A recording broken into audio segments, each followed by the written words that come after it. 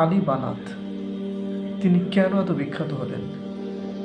তিনি কেন সারা পৃথিবীতে প্রশংসায় এখনো বাড়ছেন? যিনি মারা গিয়েছেন 18 সালে। আলী বানাত এমন একজন ব্যক্তি ছিল যার ব্যাপারে আপনি যদি শোনেন অবাক হয়ে যাবেন। তো আজকে আমি আলী বানাত সম্পর্কেই কথা বলব। আলী বানাত খুব অল্প বয়সেই সফল একজন ব্যবসায়ী হিসেবে পরিচিতি লাভ করেন। আলী বানাত মাত্র 21 বছর বয়সে একটি কোম্পানির মালিক হয়ে যান এবং তার বিলাসবহল দেখলে আপনি অবাক হবেন। তিনি যে গাড়িটিতে চড়তেন তার দাম ছিল 10 কোটি টাকা।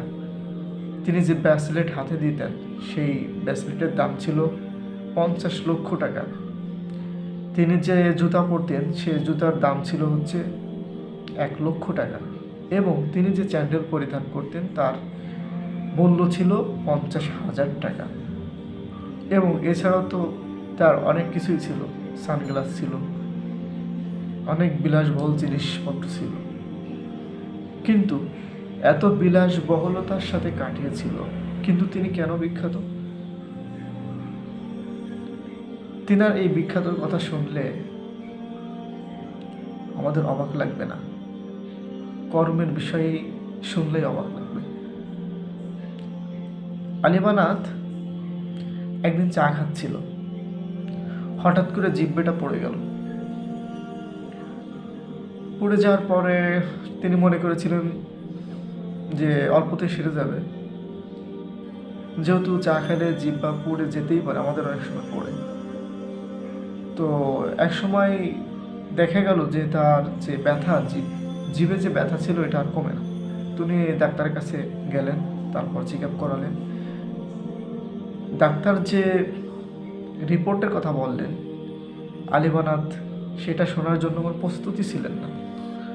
ডাক্তার আলী বানাতকে বলল যে তুমি 7 মাস হয়তো পৃথিবীতে বেঁচে থাকবে।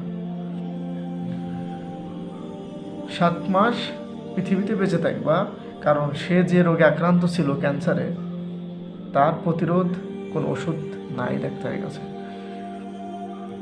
তো রহস্যজনকভাবে আল্লাহর রহমতে সে আরও 3 বছর সময় পেয়েছিল। ডাক্তার যে সময়টা নির্ধারণ করেছিল তার থেকে 3 বছর বেশি বেঁচেছিলেন। এই 3 বছর পেয়ে সে কি করলেন? তিনি ক্যান্সার যখন শুনলেন যে আমার ক্যান্সার হয়েছে, তখন সে বললেন যে আমি আল্লাহর পক্ষ থেকে একটা গিফট পেয়েছি, উপহার পেয়েছি। কেন এটাকে গিফট হিসেবে কেন দেখানো? তিনি বললেন যে আমি যদি এই ক্যান্সারে আক্রান্ত না হতাম তাহলে হয়তো আমি আখিরাতমুখী হতাম না। এই জন্য এটা আমার জন্য একটা উপহার স্বরূপ। তিনি কি করলেন?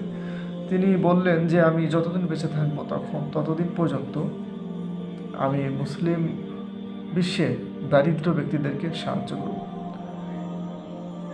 তিনার জামা কাপড় যা ছিল সমস্ত কিছু বিক্রি করে দিলেন।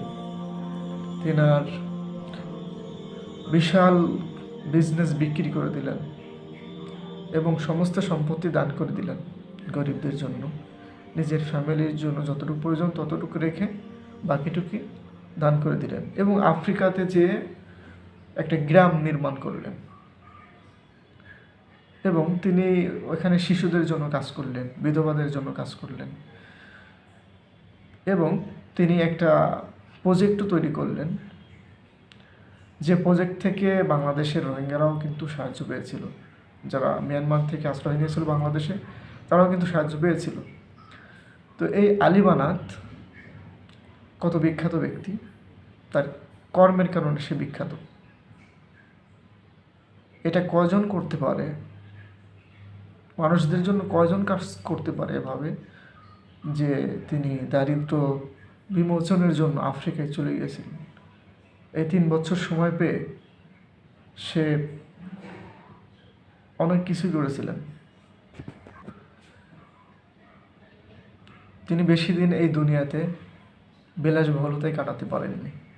মাত্র 35 বছর বয়সে ক্যান্সারে আক্রান্ত হয়ে মৃত্যুবরণ করেছে।